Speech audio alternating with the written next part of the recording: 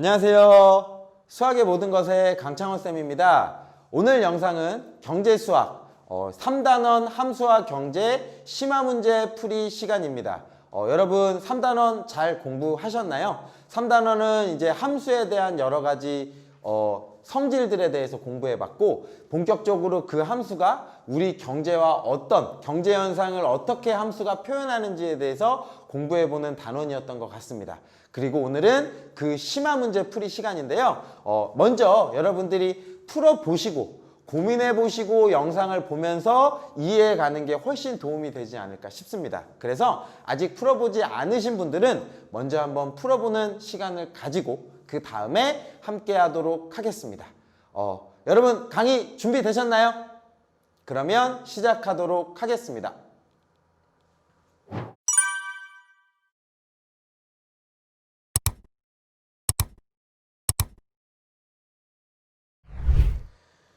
(1번) 문제 보겠습니다. 어느 가전제품에 수요함수와 공급함수가 다음과 같이 주어져 있다. 다음 물음에 답하여라 라고 주어져 있네요. 함수인데 수요를 나타내는 함수, 공급을 나타내는 함수, 그리고 그걸 기호로 뭐라고 했었는지 기억나시나요? 수요함수.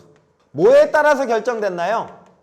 Q, 가격에 따라서 결정이 됐었죠. 가격이 얼마냐에 따라서 수요량이 결정이 된다더라 라고 하는 거고, 그거를 이렇게 표현을 했습니다. Q, D라고 이렇게 표현을 했어요. 이 D는 디맨드, 수요 함수를 얘기하는 거고요. 그 다음에 공급 함수는 마찬가지로 Q, 생산량인데 누구에 따라 결정되냐면 가격에 따라 결정돼요. P에 관한 함수인데 공급, supply 약자를 써서 QS라고 이렇게 표현합니다. 수요 함수는 우상향 곡선 또는 직선, 공급 함수는 우하향, 죄송해요. 수요 함수는 우하향 곡선 또는 직선, 공급 함수는 우상향입니다 라고 하는 거예요. 가격이 오르면 공급량은 많아지려고 하는 거고, 가격이 올라가면 수요량은 떨어질 수밖에 없다더라 라고 하는 그 두 개의 함수가 있습니다.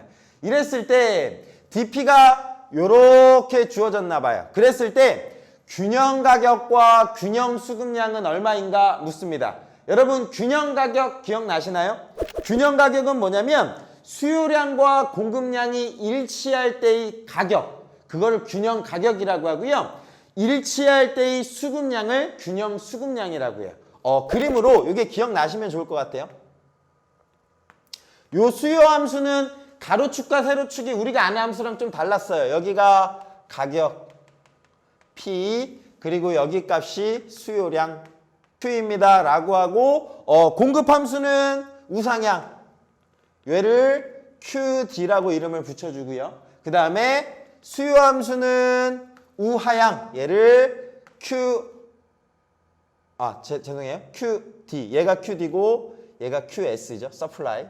이렇게 주어질 거고요. 얘가 일치하는 요때를 뭐라고 부르냐면 균형 수급량, 이때를 균형 가격이라고 이름을 붙여준다더라 라고 하는 거고, 이 경우에 만약에 이쯤에서 선을 만났어요.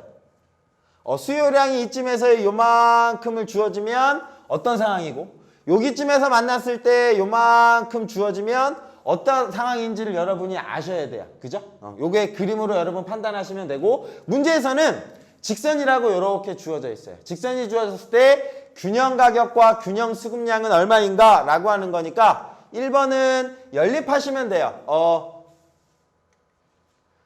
네, 제가 보니까 PPT에 요 D 함수밖에 안 주어졌네요. 그래서 제가 여기다 교과서에 있는 거 그대로 써드릴게요. DP. 네, 식을 썼어요. 얘가 demand, 수요 함수, S, supply, 공급 함수가 주어졌습니다. 얘는 기울기가 마이너스니까 아래로 내려올 거고요. 얘는 기울기가 플러스니까 올라가겠죠. 이런 식이 주어졌을 때 균형 가격을 찾아라 라고 하는 건 요식과 요기식의 교점을 찾아주는 거예요. 4000 마이너스 400P와 500P 마이너스 500이 같아지는 순간이요. 얘를 이쪽으로 이항하면 900P는 이렇게 될 거고, 얘가 이쪽으로 넘어가면 4500이라고 하겠네요. 그러면 P가 5가 되겠네요. P가 5가 되면 그때의 수요량과 수급량은 얼마가 되냐면 5를 여기다 딱 집어넣어야 되죠. 5를 집어넣으면 생산량 여기선 제가 Q라고 할게요. 얘가 수급량이에요. 이 Q는 여기 값과 여기 값이 같아지는 순간이에요. 그 5를 집어넣으시면 2500에서 500을 빼니까 2000이 되겠네요. 이거 얼마가 되냐면 2000이라고 이렇게 만들어집니다. 그래서 뭐라고 답을 쓰시면 되냐면 P가 5일 때 이게 균형 가격이에요. 균형 가격은 P가 5. 단위는 안 주어졌으니까 그냥 이렇게 쓰시면 돼요. 균형 수급량은 그때의 수급량입니다. P가 5일 때 수급량은 2000이라고 써주시면 되겠네요. 이게 1번이었습니다.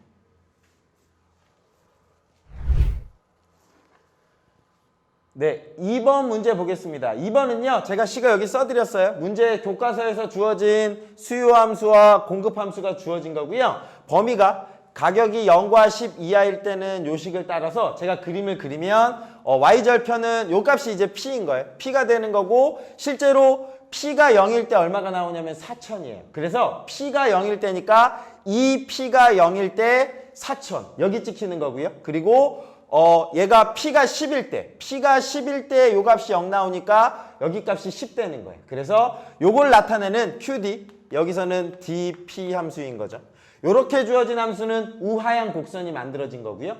얘는 P가 얼마일 때 0 나오냐면 P가 1일 때네요. P가 1일 때 0 나오니까 P 가격이 1일 때 0 나오고 반대로 Q값은 얼마가 나오냐면 여기 값에서 얘는 그건 안 나오겠네. 얘는 우상향 곡선이 만들어지겠네요. 그냥 P가 1일 때 0 나오고 P가 1일 때 0 나오고 계속 오른쪽으로 쭉 올라가는 QS가 만들어집니다. 이 QS가 뭐냐면 supply SP라고 이렇게 주어진 거예요. 이 그림을 일단 그렸습니다. 그리고 이때가 뭐였어요? 균형 수급량이었죠. 그랬는데 이번 문제는 뭐였냐면 정부에서요. 공급자에게 세금을 불품한대요. 세금을 부과한대요. T1에 물품세를 부과했다고 하자 이 경우 물품세의 부과로 인해 공급자는 재화 단위당 시장 가격 P에서 지불세금 T를 뺀 나머지를 수령하게 된다라고 하면 얘는 어떤 케이스냐면 세금이 딱 붙은 거예요. 원래 가격에 따라서 공급량이 이렇게 정해져 있었거든요. 근데 이 값에서 세금이 플러스가 된 거예요. 그러니까 실제로는 요 1에서 1 플러스 얼마가 돼야 돼요? 세금만큼 올라가는 거예요. 그래서 이 직선이 얼마만큼 평행이동하냐면 T1만큼 이렇게 평행이동이 될 수밖에 없어요. 그래서 여기 값이 얘가 이렇게 올라가게 됩니다. 요 값을 제가 Q 프라임, S 프라임 P라고 이렇게 이름을 붙여줄게요. 요 값은 뭐다? 세금이 추가된 거예요. 그래서 요 지점이 1이었어요. 요 지점이 1이었는데 얘는 이제 그만큼 올라간 거예요. 요 지점은 누구로 바뀌냐면 1 플러스 T요. 지금 여기서는 세금을 붙였거든요. 그래서 요만큼 평행이동된 거다라고 이렇게 보시면 돼요. 되셨죠? 왜냐면 얘가 공급자는 그 자기가 받는 수익이 변하는 건 아니에요. 그런데 그냥 세금만 플러스로 얹어진 거예요. 얹어지니까 얘도 그만큼 곡선이 올라갈 수밖에 없다더라. 그러니까 당연히 만족하게 되는 균형 수급량도 변할 수밖에 없는 거예요. 변하게 되는 시점이 떨어질 수밖에 없는 거죠. 되셨죠? 그래서 여기 값에서 만나게 되는 얘가 이제 새로운 균형점을 찾아라 라고 하는 겁니다. 근데 이 문제상에서는 그 T가 0.9래요. 0.9니까 여기는 T가 0.9일 때라고 생각하시면 됩니다. 되셨죠? 그러면 얘는 0.9만큼 평행이동한 곡선이 되는 거예요. 여기 새로 만들어지는 공급함수 S-P는 SP를 P축으로 얼마만큼 평행이동하는 거냐면 0.9만큼 평행이동했습니다 라고 생각하시면 돼요. 그러면 여러분 혹시 함수 기억나시나요? 얘는 1학년 때 배운 거예요. 제가 오늘 수업하고 온 거다. y는 fx라는 함수가 주어졌을 때요. 얘를 x축으로 a만큼 평행이동하세요 라고 하면 어떻게 만들어지는 걸까요? 이거 집어넣는 거예요. x 대신에 x-a를 대입한다더라. 얘가 평행이동 공식입니다. 이 부분이 혹시 이해가 안 가시면 얘가 고1 수학이거든요. 고1 수학의 곡선이나 직선의 평행이동 개념이에요. x축으로 얼마만큼 하면 x 문자 대신에 x-a를 대입하시는 거예요. 그러니까 이게 이해가 안 가시면 댓글 남겨주세요. 그럼 제가 다시 한번 강의를 찍어서 올려드릴게요. 어쨌든 얘는 0.9만큼 평행이동하는 거니까 p 대신에 얼마를 집어넣어야 되냐면 얘를 집어넣어야 돼요. p-0.9를 대입하는 거예요. 얘가 새롭게 만들어지는 함수가 되는 겁니다. 그럼 식을 나타내면 S-P는 여기 식에서 뭐를 집어넣은 거냐면 SP는 밑에 거네요. 500에 이렇게 되는 거야. P-0.9만큼 평행이동한 함수가 만들어져요. 마이너스 500입니다. 라고 이렇게 식을 세워주시면 됩니다. 그럼 묻는 값은 새로운 균형 가격이에요. 새로운 균형 가격은 누구와 누구의 교점이죠? 맞아요. DP와 S-P의 교점이다 라고 이해를 해주시면 되겠네요. 되셨나요? 요거 지금 위에 올라간 요거요. 그러면 제가 여기 옆에 공간이 모자라서 옆에다가 써드릴게요. 누구랑 누구를 연립하는 거냐면 4000 마이너스 400P라는 값과 요 값이요. 500에 P-0.9 마이너스 500이 같아져야 됩니다. 정리할게요. 45 5, 9, 45 45니까 545 5, 9, 450이네요. 450이니까 950 제가 이 계산이 안 돼서 항상 요거 넘어가면 4950 이 900P입니다 라고 이렇게 써주시면 돼요. 그러면 그거 만족시키는 P를 찾자라고 하면 약분하시면 되겠네요. P는 900분의 4950입니다. 그러면 약분하면 9로 나눠볼게요. 100분의 9, 5, 45 9, 5, 45 이렇게 만들어지네요. 그러면 P값은 약분 샹 하면 5.5라고 이렇게 만들어져요. 그럼 요 경우가 새로운 균형 가격이고요. 균형 수급량은 얼마를 대입해야 돼요? 5.5를 요 식이나 요 식이나 아무 데나 대입하시면 돼요. 대입하시면 4000 마이너스 400 곱하기 5.5라고 쓰시면 되겠네요. 요 값 자체가 균형 수급량이 됩니다. 그러면 4, 5, 20, 4, 5, 20 2200 2200이니까 빼면 1800 나오겠네요. 1800이라고 써주시면 됩니다. 그래서 새로운 균형 가격과 새로운 균형 수급량이 나온 거예요. 왜냐하면 세금만큼 올라서 가격이 올랐으니까 얘도 변동이 생길 수밖에 없다더라. 그리고 아이디어는 평행이동이다 라고 기억해 주시면 될 것 같습니다. 1번 개념 균형 가격과 균형 수급량 푸는 문제였습니다. 2번으로 넘어갈게요. 2번 문제 보겠습니다. 1번은 좀 길었죠. 이 개념 설명을 제가 친절하게 하다 보니까 2번은 설명할 게 없어요. 그래서 그냥 빨리 풀게요. 요거는 뭐 굳이 3단원이 아니어도 되더라고요. 간단한 수학 문제. 이 경제는 일주일에 52시간을 일하여 43만 5천 원을 받았다.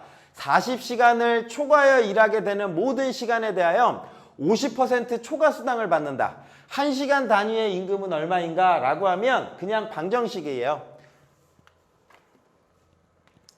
1시간당 임금이요. 제가 모르잖아요. 이 값을 A1이라고 이렇게 잡겠습니다. 그리고 초과 근무 수당은요. 임금은 몇 퍼센트가 됐냐면 50% 더 준대요. 50%를 더 주니까 A1의 50%는 0.5. 이건 앞에서 줄기차기 했으니까 그냥 넘어갈게요. 얼마 나와야 되냐면 1.5배의 A1이 된다더라 라고 생각하시면 됩니다. 요거는 앞에서 많이 했어요. 1단원, 2단원에서. 요렇게 받는다. 그랬을 때 52시간을 일했으면 52시간은 이렇게 되잖아요. 뭐냐면 40시간 플러스 12시간. 근데 얘가 얼마냐면 초과를 한 거죠. 그러면 52시간 동안 일한 건 40시간 동안은 A1을 받는 거예요. 40 곱하기 A 플러스 12시간은 1.5배의 A를 받습니다. 라고 식을 세우면 돼요. 그러면 요 값이 얼마를 받았나요? 43만 5천 원. 콤마를 제가 아직도 헷갈리네. 요렇게 식을 세워주시면 됩니다. 그러면 이제 얘는 A에 관한 방정식이 되는 거죠. 그죠? 그러면 12 곱하기 1.5 계산하시면 18 나오고요. 58A 이렇게 나오네요. 이렇게 만들어져요. 얘 곱하기 얘 하면 18. 18이랑 40이랑 더해서 58A. 요 값이 43만 5천 원. 이라고 만들어지고요. 그럼 A를 약분하는 거예요. 샥 약분하면 A 값은 얼마가 나오냐면 이렇게 만들어집니다. 그래서 1시간 단위의 임금은 7,500원입니다. 요즘 최저임금 요거보다 더 주는데요. 그렇죠? 좀 심하네요. 네. 2번 문제 풀었습니다. 3번 문제 가겠습니다. 글미는 어떤 상품의 수요와 공급 함수이며 P를 가로축으로 여기서 또 헷갈리게요. P를 가로축으로 놨어요. 보통은 수요 함수와 공급 함수를 P를 세로축에 놓거든요. 근데 제가 전 강의에도 얘기했지만 그게 저희 수학을 하는 사람들한테는 되게 헷갈려요. 왜냐면 정의역이 X축에 있어야 되는데 그게 헷갈리니까 이제 여기서도 그렇게 쉽게 놓으려고 바꾼 것 같아요. P를 가로축으로 놓은 그래프이다 라고 해서 그림을 그리면 이렇게 바뀌어지는 거예요. 원래는 여기가 수요지만 여기가 가격, P에 대한 함수입니다 라고 이렇게 만들어지고요. 여기가 생산량 Q입니다 라고 이렇게 결정을 이제 축을 바꿨대요. 그랬을 때 각각 수요 함수와 공급 함수를 각각 식을 나타낼 수 있다 라고 하고 QD는 수요 함수, QS는 공급 함수, 1차 함수입니다. 그리고 A, B, C, D는 양수이다 라고 해서 그림이 주어져 있어요. 어떻게 그림이 주어져 있냐면 교과서 참고해 주세요. 이렇게 아래로 내려간 값이 QD, 우하향, 그 다음에 QS 이렇게 주어지죠. QS, 얘가 우상향, 공급함수가 주어졌을 때 교점이 1사분면에 있을 때 시장의 균형 가격이 결정된다. 이때 여기가 균형 가격이잖아요. 그러니까 위의 모형에서 시장 균형 가격이 결정되기 위한 A, B, C, D 사이의 관계를 설명하여라 라고 하면 결국은 무슨 이야기 하는 거냐면 요식과 요식의 교점이 1사분면에 있어야 돼. 1사분면에 있도록입니다. 이게 핵심이에요. 그러면 교점은 어떻게 하는 거죠? 연립하는 겁니다 라고 식을 세우시면 됩니다. 그래서 두 식을 연립할게요. A-BP 값이 그 다음에 -C 플러스 DP입니다 라고 이렇게 주어질 거고요. 연립해서 누구를 찾으셔야 되죠? P를 찾으셔야 돼요. 여기 문자가 많아서 헷갈리지만 이 식이 P는 꼴로 주어져야 이 P 값이 여기에 교점이 되는 거니까요. 그래서 이 식을 P를 주인공으로 보겠습니다. 그러면 얘를 이쪽으로 샥 이항해서 묶으면 제가 과감하게 암산할게요. B 플러스 D에 P는 이렇게 될 것 같아요. 그리고 얘가 이쪽으로 샥 넘어가서 A 플러스 C라고 이렇게 만들어지고요. 그러면 우리가 찾는 P는 B 플러스 D 분의 A 플러스 C입니다 라고 이렇게 주어져 있어요. 그러니까 요 교점의 요 X좌표, 여기서는 P좌표죠. 여기가 얼마냐면 B 플러스 D분의 A 플러스 C인 거예요. 근데 얘가 만약에 이쪽에 있으면 안 돼요. 이 교점의 해가 얘가 어디에 찍혀야 되냐면 1사분면에 찍혀야 된대요. 1사분면에 찍혀야 된다는 건 이 값이 뭐가 돼야 되냐면 양수가 돼야 됩니다 라고 하는 거예요.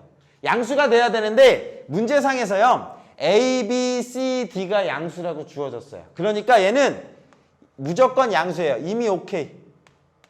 그러니까 교점은 항상 어디에 찍히냐면 여기 찍히는 거예요. 여기 찍히는데 나오는 이 Y 값도 항상 뭐보다 커야 되냐면 0보다 커야 되는 거죠. 그래서 여기 식에서는 이제 나오는 Q 값 요 조건을 생각을 해보도록 하겠습니다. 여기에 Q는 이 값을 두 개 중에 아무 군에 집어넣어도 돼요. 어차피 교점이니까 이 값을 여기 집어넣어서 나오는 값과 이 값을 여기 집어넣어서 나오는 값은 어때요? 같은 거예요. 그 교점의 P좌표인 거니까. 그걸 이제 여기다 집어넣겠습니다. 이 식을 1번 식에다가 대입을 할게요. QD라는 식에다 대입하겠습니다. 그러면 A-B배의 P니까 B 플러스 D분의 A 플러스 C예요. 이렇게 식이 만들어지고 얘가 0보다 커지도록. 요 개념 이해하셨죠? 뭐냐면 요거의 교점의 x좌표와 교점의 y좌표가 일사분면에 있어야 되니까 0보다 각각 어떻게 돼야 돼요? 커야 되니까. 요 식이 만들어질 거예요. 그러면 요 식을 통분하겠습니다. 요 식을 샹 통분하면 b 플러스 d분의 요렇게 만들어지겠네요. a에 b 플러스 d 그 다음에 요거 곱한 거예요. 마이너스 b에 a 플러스 c 요 값이 뭐보다 커야 되냐면 0보다 커야 됩니다. 그런데 이미 얘는 플러스예요. 이미. 그죠? 얘는 생각 안 해도 돼요. 이것분의 이거가 0보다 커야 되는데 분모가 0보다 커요. 얘는 어차피 0보다 크니까 결국 누구만 0보다 크면 돼요? 맞아요. 분자가 0보다 커야 됩니다. a에 b 플러스 d 그 다음 마이너스 b에 a 플러스 c가 0보다 커지도록 이라고 하는 말이에요. 정리할게요. ab 플러스 ad 마이너스 곱하면 ab 마이너스 bc 요 값이 0보다 커야 됩니다. 근데 여기 ab 나오니까요. 요식 정리하면 ad 마이너스 bc 값이 0보다 커지는 거예요. 그래서 정답은 이 값인 거예요. 저 a와 b와 c와 d 사이의 관계가 ad-bc 한 값이 여기에 있는 개수들 요거가 해가 둘 다 양수가 될 조건은 ad-bc가 0보다 크다더라 라고 생각해 주시면 됩니다. 요거는 근데 굳이 외울 필요는 없어요. 요 상황만 이해하시고 요렇게 적용하는 게 더 좋습니다. 뭐 경제학에서 얘가 어떤 의미 있다라고 깊게 갈 필요는 없을 것 같아요. 그래서 3번은 요걸로 해결하도록 하겠습니다. 되셨나요? 네. 넘어갈게요. 4번입니다. 7천만 원의 투자금을 갖고 있으며 연 9%의 총 수익률을 얻으려고 한다. 정부가 보증하는 안전한 정부 보증예금에 투자할 수 있지만 이 예금은 수익률이 연 5%이다. 9%의 수익을 얻기 위해 연 12%의 무보증 법인회사에 투자한다. 이거는 이제 기대가 좀 불확실한, 좀 공격적인 투자를 하는 거죠. 이렇게 해서 최종 퍼센트를 9%의 수익률을 내고자 하는 거예요. 내 목표가, 연간 목표가 9%를 초과해야 되는데 7천만 원 중에 정부 보증, 이건 좀 안정인데 안정적인 대신에 이 수익이 낮죠. 여기에 다 집어넣으면 5%밖에 안 되는 거예요. 근데 여기에 다 집어넣으면 12%를 주는 거죠. 근데 이건 좀 위험하니까 분산 투자를 하겠다는 거예요. 7천만 원 중에 얼마는 5%에 투자하고 남은 돈을 12%에 투자해서 그걸 합치면 최종 몇 퍼센트가 되냐면 9%의 수익이 되겠는가 라는 문제입니다. 얘도 그냥 방정식 문제예요. 여러분이 2단원에 1단원의 비율과 2단원의 뭐였죠? 우리 그 은행 예금 계산하는 거 그것만 잘 알고 계시면 돼요. 그러면 이렇게 잡으시면 됩니다. 정부 보증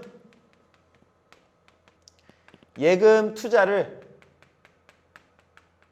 A1이라고 할게요. 그러면 무보증 이건 좀 위험한 거예요. 하지 마세요. 여기에 투자한 금액은 7천만 마이너스 A1이 되겠죠. 그죠? 요거를 합쳐서 각각 수익을 낼 거예요. 1년 후에. 1년 후에 수익을 내니까 여기는 몇 퍼센트의 수익을 내냐면 5%의 수익을 냅니다. 그러면 1년 후에는 1.05A가 이렇게 되겠죠. 앞에 잘 보셔야 돼요. 여기 지금 이해 안 되시면 우리 앞단원 1단원, 2단원 잘 안 된 거예요. 플러스 그 다음에 몇 퍼센트냐면 12%예요. 12%니까 1.12가 되겠죠. 여기에 7천만 마이너스 A 한 값이죠. 이 값이 뭐랑 같아야 되냐면 전체 7천만 몇 퍼센트 이자가 붙어야 되는 거죠? 9%의 이자가 붙어야 되니까 총 수익률이 1.09라고 이렇게 쓰시면 됩니다. 요거는 총액으로 계산을 한 거예요. 총액. 제가 쓰다 보니까 이건 좀 귀찮을 것 같아. 이렇게 계산하지 말고 이자만 계산하자. 이자만.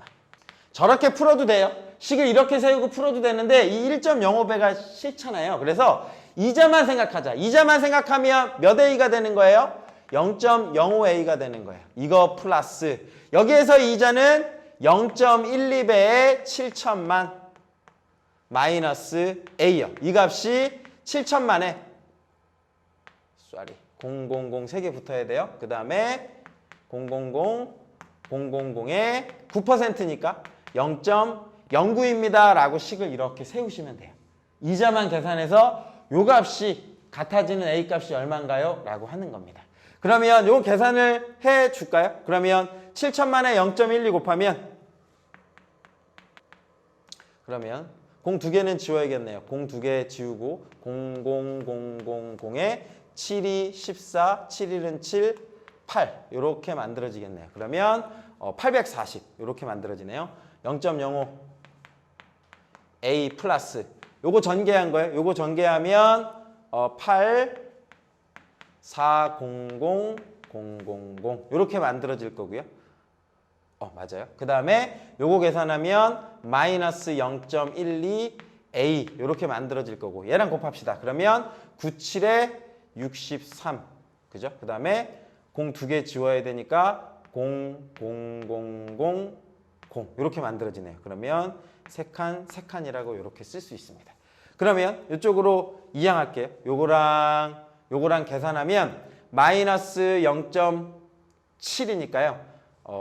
0.07A가 이렇게 만들어지네요. 그리고 요 값에서 요 값을 빼야겠죠. 그러면 10000이라고 쓸 수 있을 것 같습니다.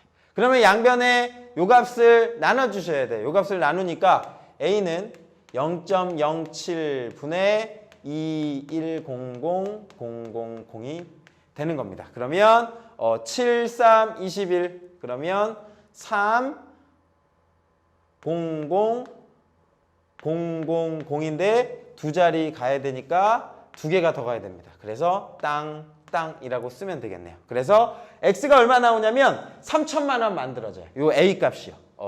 요 과정은 제가 지금 막 제가 계산을 잘 못해서 제가 혼자 막 집중해서 풀어서 여러분이 잘 따라오셨는지 모르겠어요. 중요한 건 요 식만 찾으면 연립은 여러분이 하실 수 있어야 돼. 저보다 아마 더 빠를 거예요.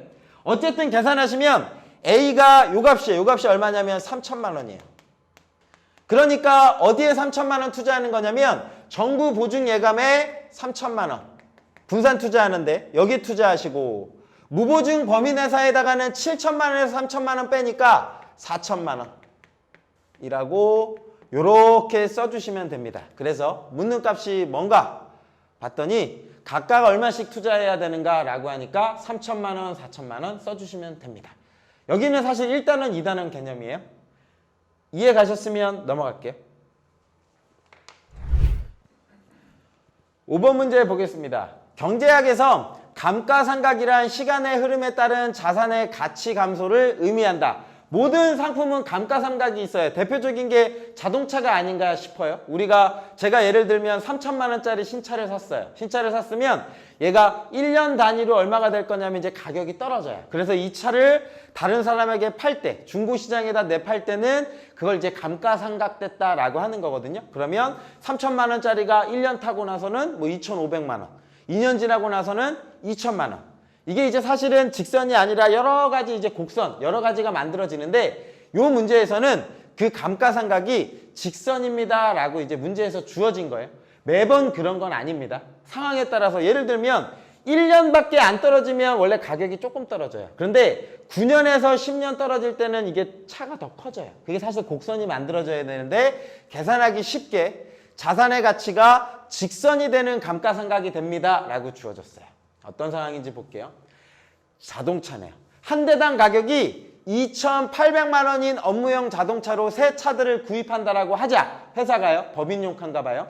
이 회사는 직선이 되는 감가상각을 사용하여 7년이 지나면 각 자동차의 가치가 떨어진다라고 하는 건 빵원이 된다는 거예요. 매년 일정한 금액씩 떨어져서 7년 후에 빵원이 됩니다 라고 생각하시면 그거는 7년 후에 빵원이 되려면 이거예요. 2,800만 원을 7로 나누는 거죠. 7로 나누면 400만 원이고 매년 400만 원씩 감가가 떨어지는 거예요. 지금 산 가격은 2,800만 원. 1년 후에는 400만 원 떨어져서 2,400만 원. 2년 후에는 2,000만 원.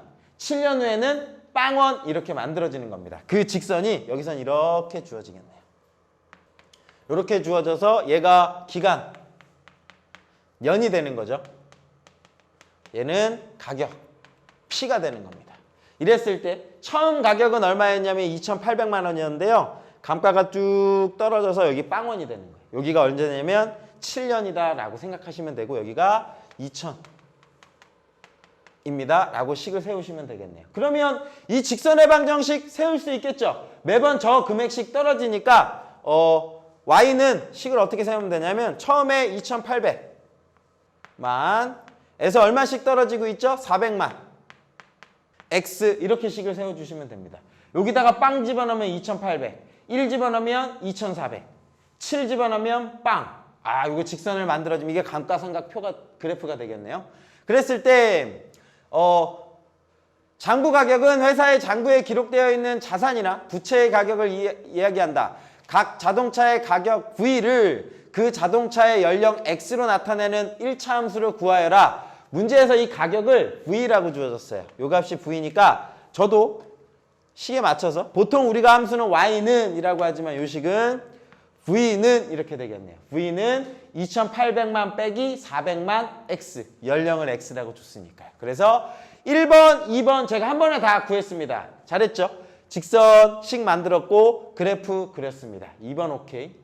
3년 후에 장부 가격은 얼마인가? 3번은 뭐 X에 3 대입하는 거지 뭐.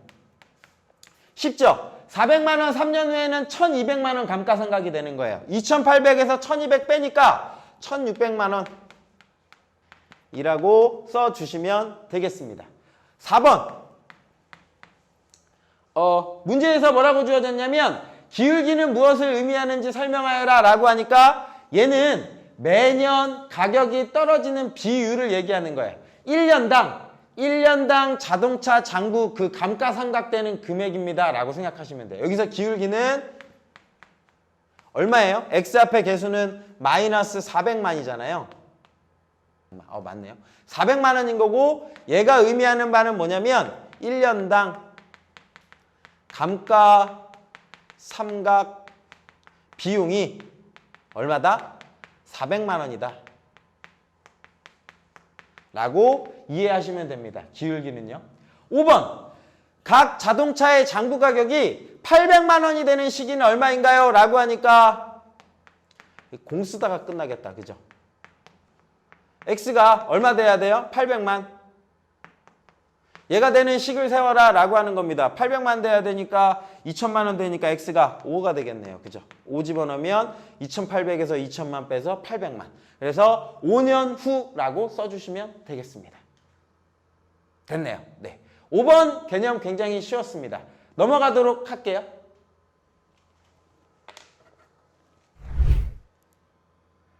마지막 6번 문제입니다. 여기 부분은 조금 어렵지 않았나 생각돼요. 그래서 지금 강의를 잘 들으시면 될 것 같아요. 제가 잘 설명하도록 할게요. 죄송해요. 벌써부터. 사탕 4개와 사탕 4개와 처음부터 이르네. 여기 과자 1개, 점 A인 거죠. 이 점에서 얻는 만족 수준이라고 하는 건 뭐예요? 효용값, 효용이에요. 만족도. 기억나시죠? 유틸리티. 효용함수인 거예요. 내가 한 잔 마셨을 때 굉장히 행복한 그 순간을 수치로 나타낸 거.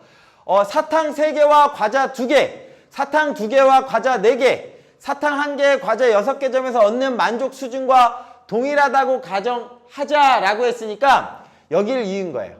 여기 이은 점들은 효용도가 다 똑같은 점들의 모임인 거예요. 요 곡선은 같은 점이 되는 거예요. 예를 들면 제가 이렇게 잡을게요. 얘가 효용이 20인 거예요. 20. 효용값이 20이 되는 순간은 요 순간인 거예요. 그러니까 내가 사탕 1개, 과자 6개 먹었을 때의 기분과 사탕 2개와 과자 4개 먹었을 때의 기분과 사탕 3개와 과자 2개 먹었을 때, 사탕 4개와 과자 1개 먹었을 때 기분이 딱 똑같아지는 순간의 점들을 다 모았는데 요런 반비례 곡선이 만들어진다는 거예요. 그러니까 이 위의 점들은 얘를 그냥 잡은 거예요.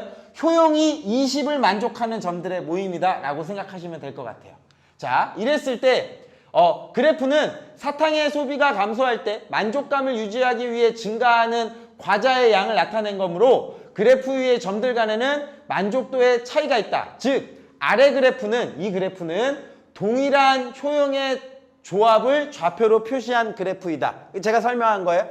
이 곡선 위에 있는 점들은 효용이 다 똑같은 점들의 모임인 거예요. 이 그래프가 갖는 특징에 대해서 설명해봐라 라고 하는 건데 의미는 이런 거예요. 동일한 원리로 그린 그래프 중에 원점과의 거리가 먼 다른 곡선과 효용을 비교해라 라고 하니까 얘가 이제 우리가 그 반비례 함수 요런 함수 그림 배웠어요. y는 x분의 1 기억나시나요?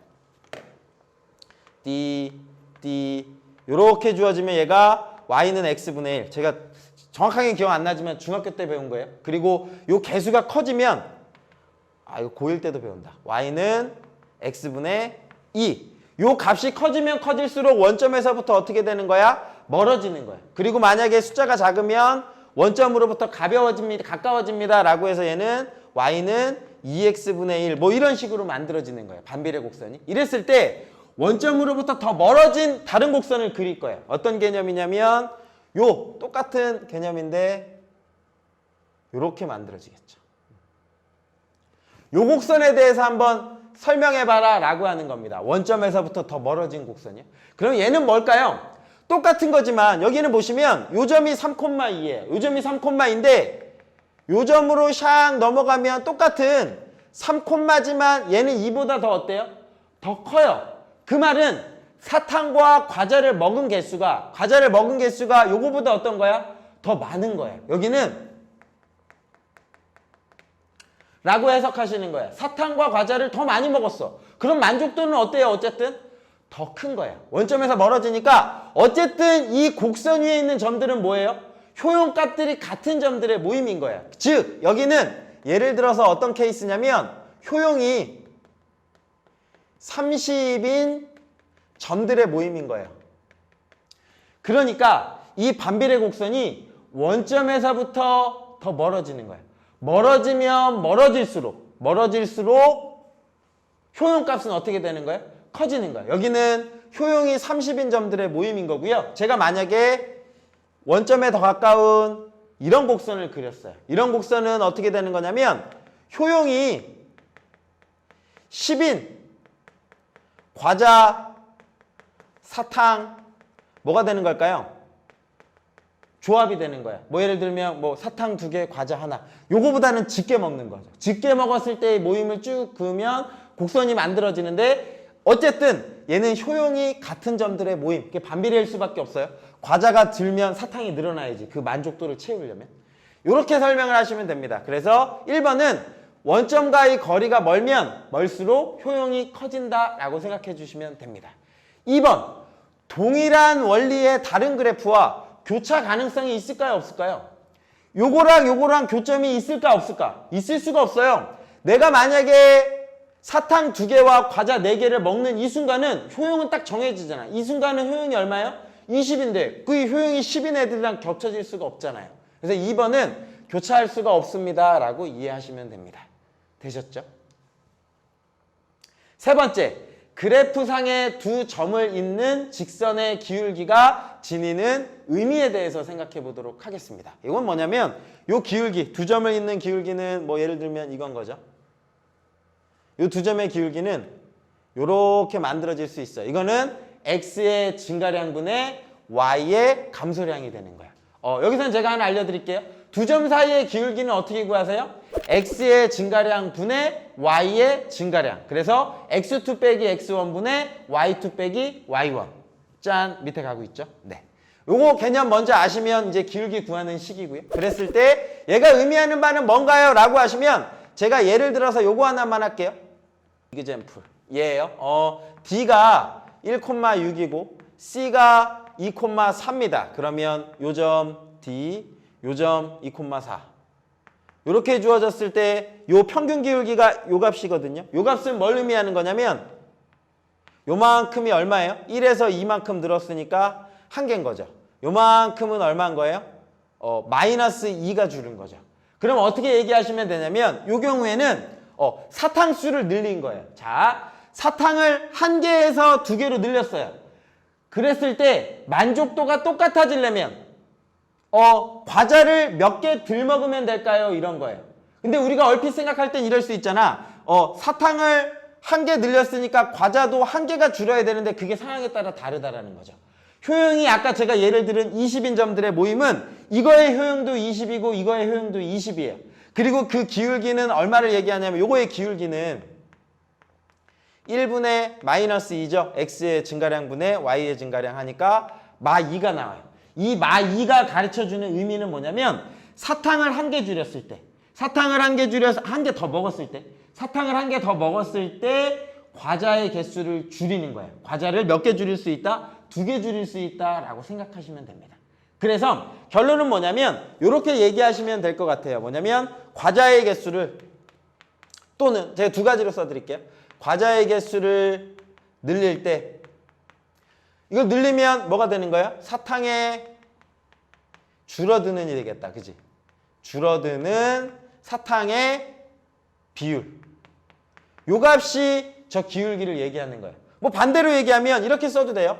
사탕의 개수를 늘릴 때 내가 하나를 더 먹었어. 뭐 이렇게 했을 때 줄어드는 과자의 개수 비율이라고 이렇게 설명해 주시면 깔끔할 것 같아요.